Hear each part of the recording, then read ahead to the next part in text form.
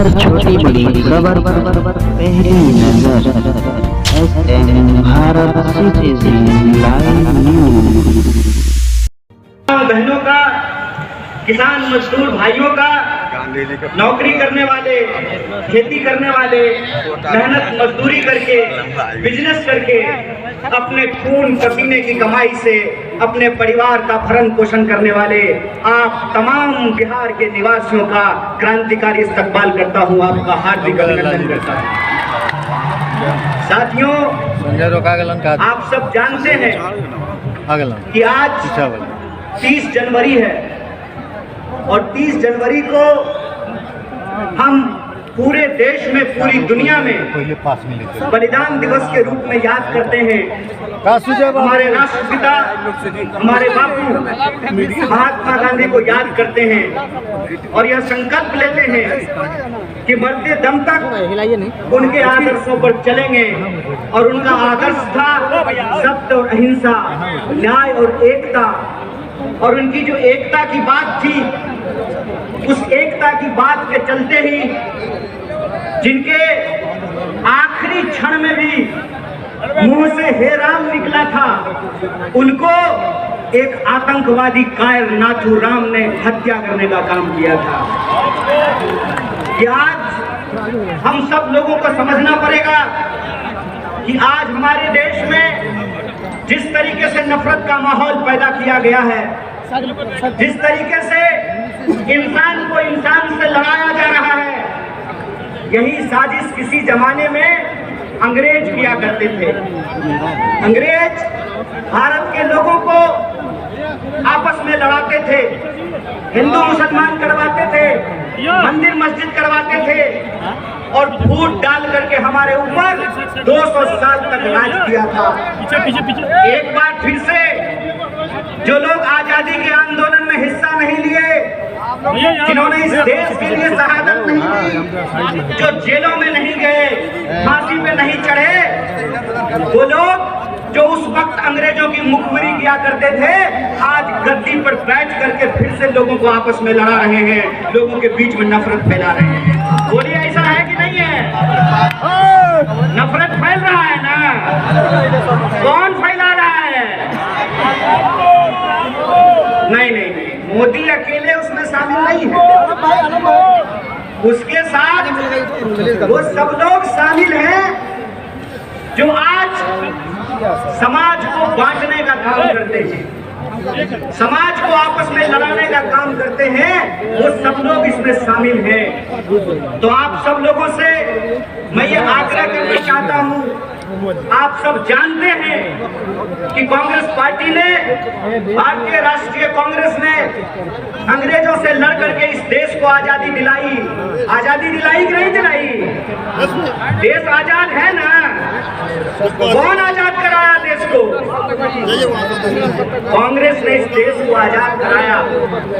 और आज एक बार फिर से जब देश में नफरत फैल रही है, उस नफरत के खिलाफ हमारे नेता श्री राहुल गांधी ने कन्याकुमारी से लेकर के कश्मीर तक पैदल चले वो, और उन्होंने कहा कि डरने की जरूरत नहीं है, डरो मत। इस समाज के भीतर जो न्याय है, लोगों का जो हक है, उसके लिए आपको संघर्ष करना पड़ेगा, उसके लिए आपको लड़ाई करनी पड़ेगी।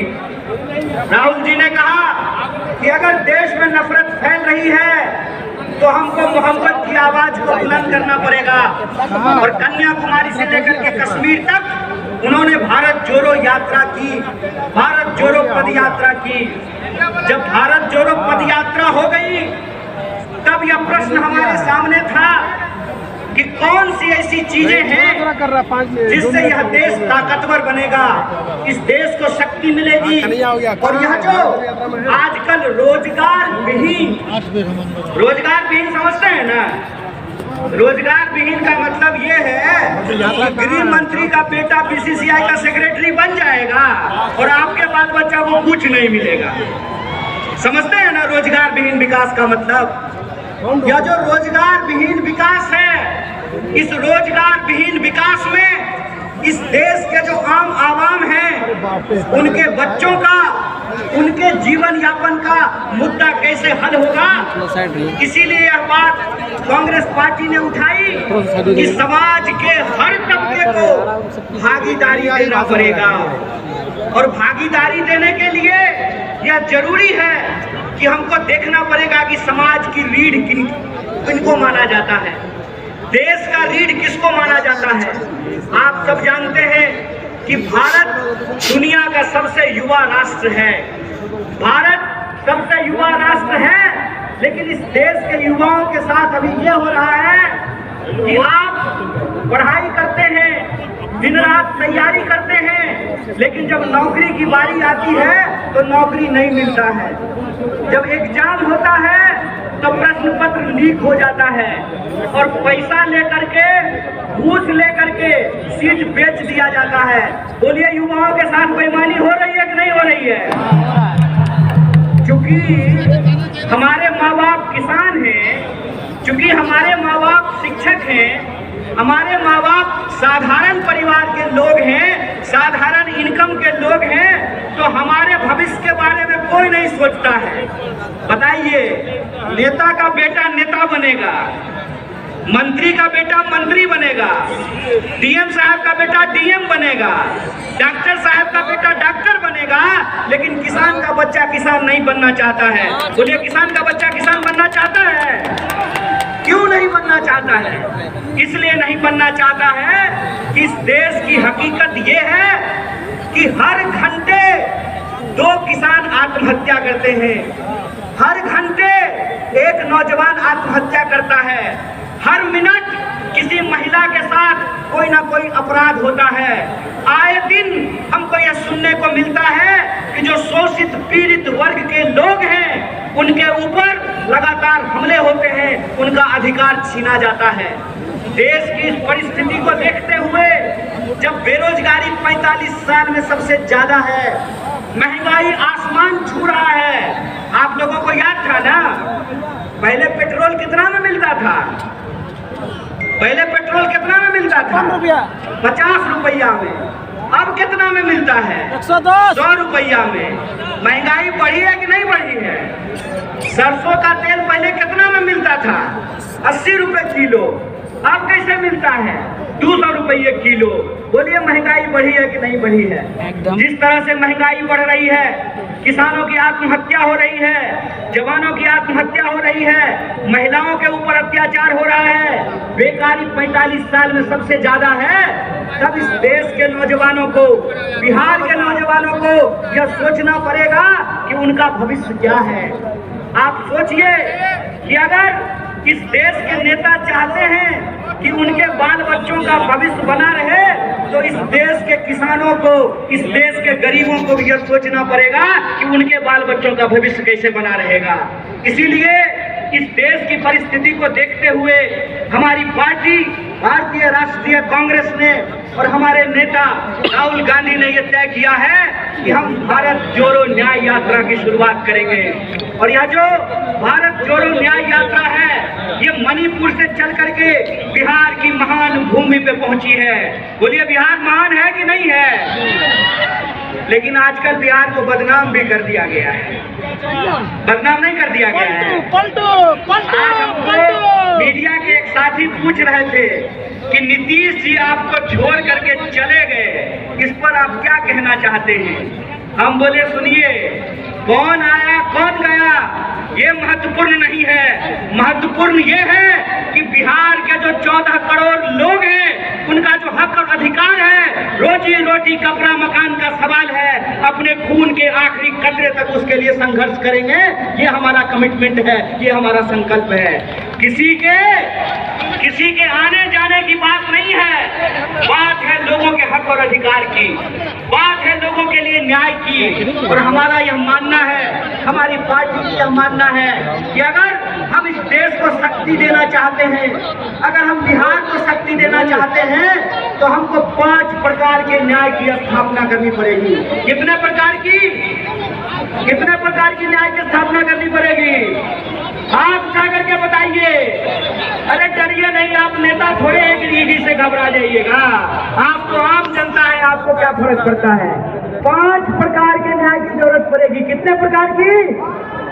और वो 5 प्रकार का न्याय ये है कि हम चाहते हैं कि इस देश में नारी को न्याय मिले, भागीदारी का न्याय मिले, युवाओं को न्याय मिले, किसानों को न्याय मिले और मजदूरों को न्याय मिले।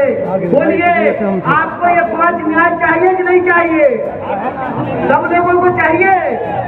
अगर सब लोग यह 5 प्रकार का न्याय चाहते हैं तो हम आपसे एक अपील करना चाहते हैं।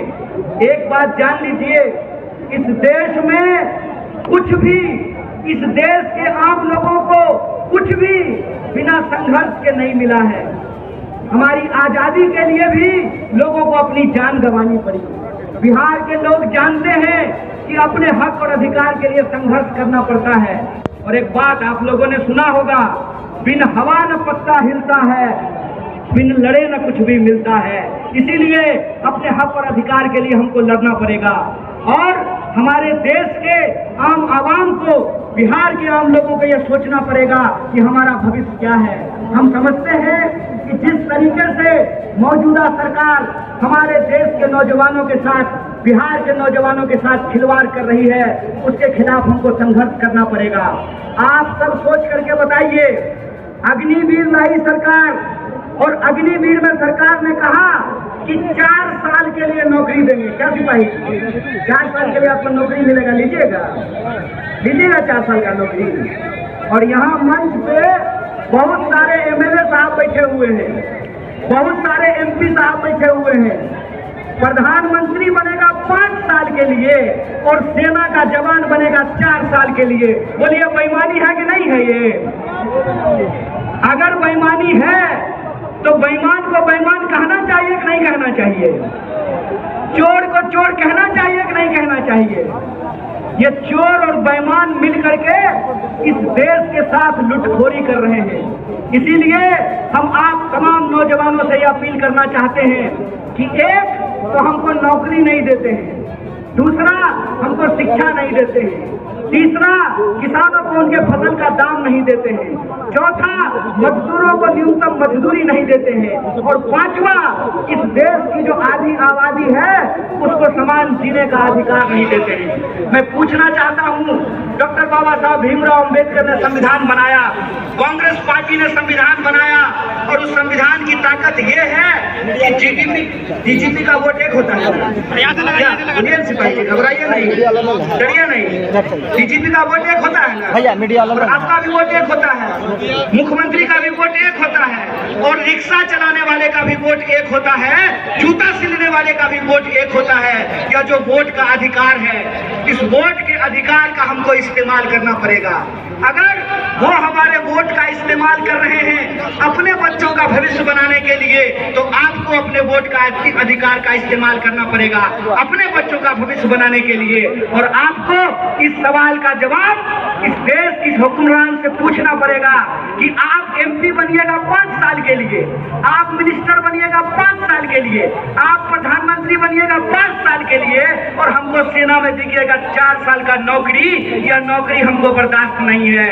हमको आपको परमानेंट नौकरी देना पड़ेगा, ठेके की नौकरी बंद करनी पड़ेगी। और जिसको परमानेंट नौकरी मिला हुआ है, जिसको परमानेंट नौकरी मिला हुआ है, अगर नेताओं को पेंशन मिल सकता है तो आपको शिक्षकों को भी पेंशन देना पड़ेगा, आपको सरकारी नौकरियों में भी काम करने वाले लोगों को पेंशन देना पड़ेगा।